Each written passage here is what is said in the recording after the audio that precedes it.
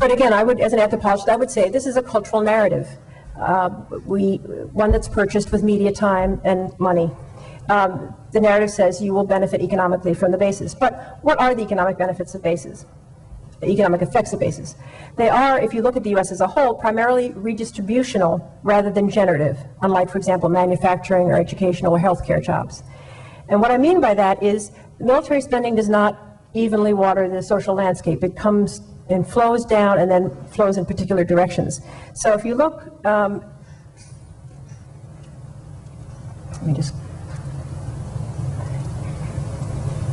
just go forward to this slide and show an average year of the Cold War, in which well, there's a whole field of military geography, and those scholars have put together the data on where tax dollars come from and then where they go vis-a-vis military funding. So taking just military prime contracts per capita, this shows that the states in black are states which received more than 100% of the tax dollars they paid in to the federal government. So these states benefited, and the states in the white were receiving under less than a quarter of the dollars that they raised back in the form of these military contracts. And that's not all military spending. Obviously, there's military personnel spending and so on. But even states that consider themselves to be military, to benefit from the military, like North Carolina, one has to see that, again, in some parts of the military budgeting, they are actually putting more money out into the rest of the country and rather than receiving it in. Okay. That military redistribution of wealth results in many military-based communities, more inequality rather than less inequality. This is an image of two kinds of housing in Fayetteville. There are a few people, particularly owners of retail businesses, who make quite a bit of money selling to soldiers. And then there are a whole lot of people who are either unemployed or the working poor who work in the primary kind of job created by large military bases like this, which is retail. And so, again, you see a lot of more this sort of very visible kinds of inequality in Fayetteville than in other communities. Now, the military itself actually creates more equality. The highest to the lowest paid military soldier, sailor marine, it's in a ratio of 8 to 1, the general to the private. In the civilian sector, as we know, that ratio can be 24,000 to 1, right? So when the military comes to town, it creates more equality just on the basis of the salaries it's paying its own workers. But these other redistributional effects more than reverse that effect. In other words, the lowest to the highest paid person in Fayetteville, there's a wider gap there than there is in other communities around North Carolina. And I've done some of the analysis of the data comparing other cities to Fayetteville, and this is the case. In addition, again, the toxins that are produced through military operations are often distributed, and the cost of dealing with those are externalized to the civilian world. So environmental waste is just one example. But in addition, we have to look at what the economists call returns to service.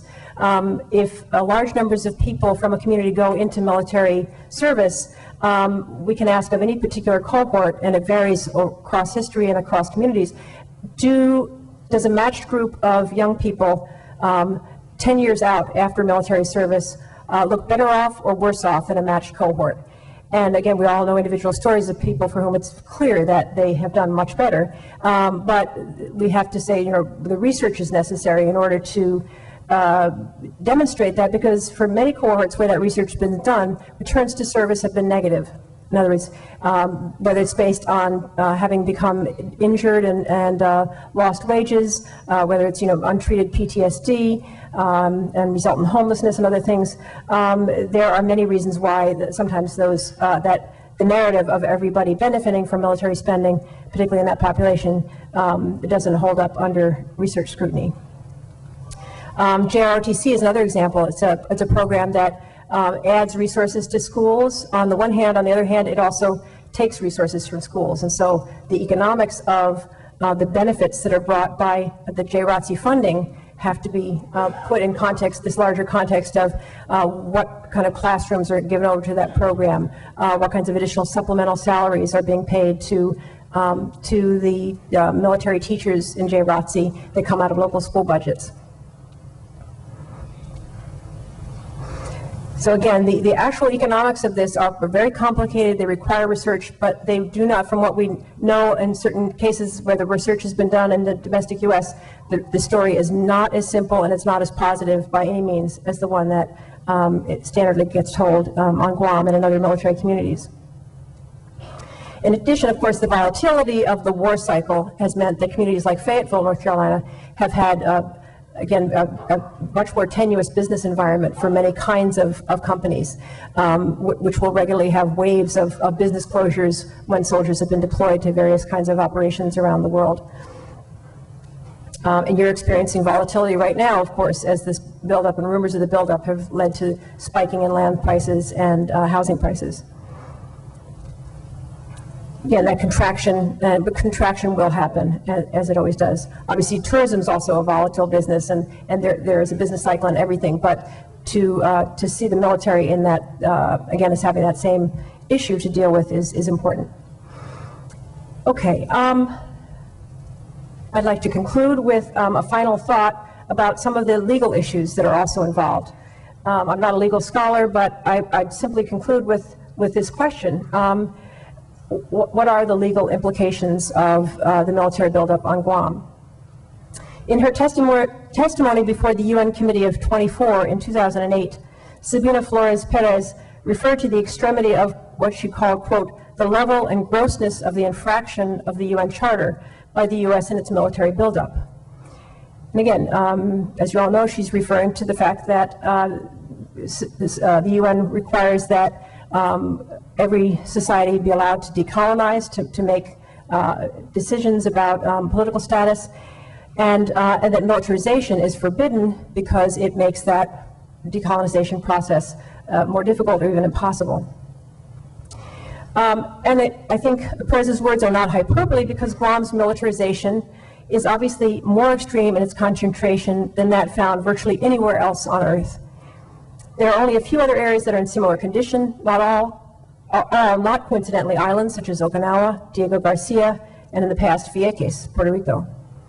Guam objectively has the highest ratio of U.S. military spending and military hardware and land takings from indigenous populations of any place on Earth.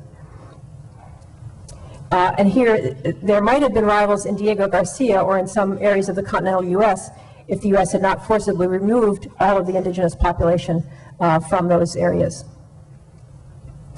The level and grossness of the infraction has to do with the racial hierarchy, I'd suggest, that fundamentally guides the U.S. in its negotiations with other peoples over the siting of its military bases and the treatment they're accorded once the U.S. settles in. So I know this is a very controversial topic, and that many of you have been sitting there thinking, when is she going to stop so I can tell her how she's wrong? And I look forward to that. So, thank you.